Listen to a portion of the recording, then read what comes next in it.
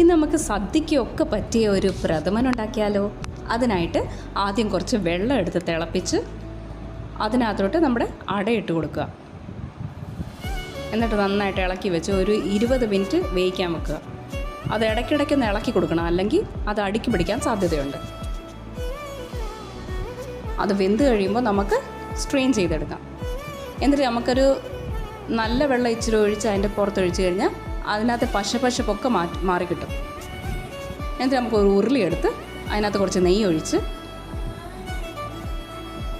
നമ്മുടെ കാഷ്യൂനട്ടും കിഷ്മിഷും ഒക്കെ ഒന്ന് റോസ്റ്റ് ചെയ്തെടുക്കണം. പിന്നെ നമ്മുടെ ശർക്കര പാനിയൊക്കെ നേരത്തെ റെഡിയാക്കി വെക്കണം. ശർക്കര പാനിയും നമ്മുടെ തേങ്ങാപ്പാലും അതുമൊക്കെ നേരത്തെ തയ്യാറാക്കി വെച്ചാൽ നമുക്കിത് പെട്ടെന്ന് ഉണ്ടാക്കാൻ പറ്റും. അതിന് നമ്മൾ നേരത്തെ റെഡിയാക്കി വെച്ച ശർക്കര വെള്ളം ഇട്ട് അതിനകത്ത് നമ്മുടെ അടയിട്ട് നന്നായിട്ട് മിക്സ് ചെയ്ത് കൊടുക്കുക. എന്നിട്ട് നമ്മൾ 3-ാം പാൽ ഒഴിച്ചു കൊടുക്കുക. അത് ഇളക്കി ഒന്ന് വറ്റി വരുമ്പോൾ ഇച്ചിരി ചവരിയും കൂടെ ഇട്ട് ആ ചവരി ഒരു ഒറ്റ വിസിൽ കുക്കറിനകത്ത് വെച്ച് കഴിഞ്ഞാൽ അത് റെഡിയാവും. അതുകൊണ്ടിട്ട് മിക്സ് ചെയ്യാം.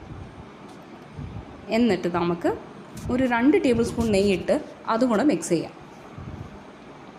പിന്നെ നമ്മുടെ 2-ാം പാൽ അതും കൂടെ ഇട്ട് നന്നായിട്ട് ഇളക്കി കുറച്ച് ചുക്കുപൊടി ഇട്ട് കൊടുക്കുക.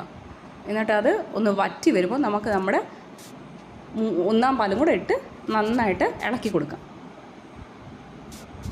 അത് വറ്റി വരുമ്പോൾ നമുക്ക് കുറച്ച് ഏലക്കാപ്പൊടിയും കുറച്ച് ഉപ്പും ആ മധുരം ഒന്ന് ബാലൻസ് ആവാൻ അതും കൊണ്ടിട്ട് നന്നായിട്ട് ഇളക്കി അത് വറ്റി വരുന്നവരെ കാത്തിരിക്കുക.